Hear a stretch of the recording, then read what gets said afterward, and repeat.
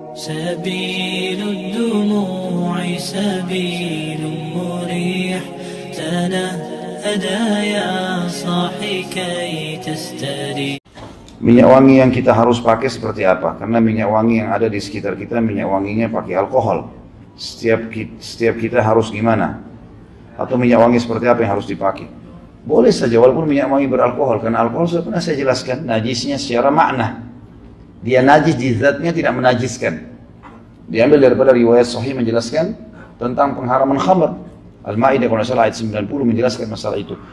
Yang jelas Allah SWT pada saat menurunkan pengharaman khamr, para sahabat memecahkan kendi-kendi khamr mereka dan membasahi tubuh-tubuh mereka, baju-baju mereka, dan seluruh jalan Madinah penuh dengan khamr.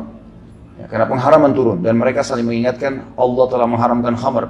Kemudian azan sholat, lalu kemudian mereka sholat tanpa membersihkan baju mereka. Maka ulama mengatakan kalau penggunaan alkohol sifatnya eksternal tubuh, misal untuk membersihkan luka, pakai semprotan minyak wangi, segala itu tidak ada masalah. Apalagi dia begitu kena udara, dia nguap sendiri kan, maka itu tidak ada masalah. Tapi kalau yang masalah kalau diminum, karena dia memabukkan, nah itu berbeda hukumnya. Kalau misalnya antum juga masih ragu dan mau pakai minyak wangi yang tanpa alkohol, tidak ada masalah, banyak dijual kok tanpa alkohol. Yang penting jangan tinggalkan minyak wangi. Dan kata Nabi SAW, sebaik-baik minyak wangi laki-laki yang lembut warnanya, keras baunya. Memang nyengat laki-laki itu dianjurkan. Dan kita tahu di hari Jumat kita dianjurkan pakai, ya. Nabi SAW sering pakai setiap hari kalau bersih, dicabut, dipasang gigi palsu, hanya karena gigi palsunya emas misalnya. Ada orang begitu kan ya?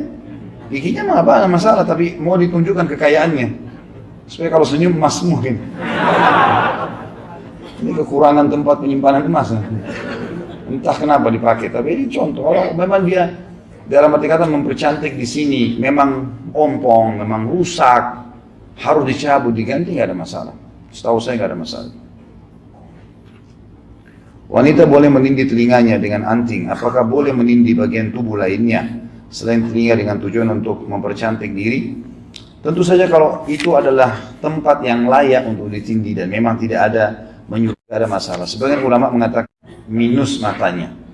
Kalau untuk suami boleh. Untuk suami nggak ada masalah karena memperindah saja. Dia bukan mencabut matanya, gitu kan?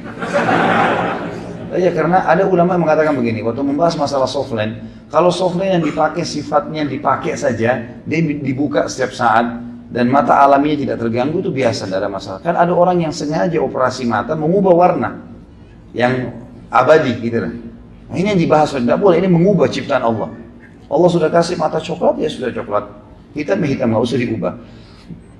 Tapi softline hanya sekedar mempercantik saja, gitu kan? Dalam arti kata dia memperlihatkan, itu pun hanya sama suaminya.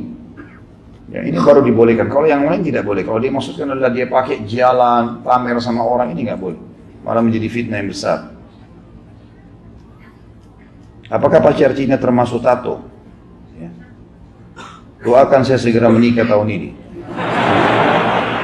atau tahun depan. Ini akhwat yang nanya. Sudah mulai lintas alam nih sebenarnya. Tadinya ikhwas saja minta nikah, sekarang akhwat juga rupanya. Saya tidak tahu pacar Cina ini. Yang saya tahu memang ada pacar yang dijual-jual di Timur Tengah ada. Karena itu dari India, dari Timur Tengah ada. Ya, ini semua Allahu a'lam yang saya tahu tidak ada masalah.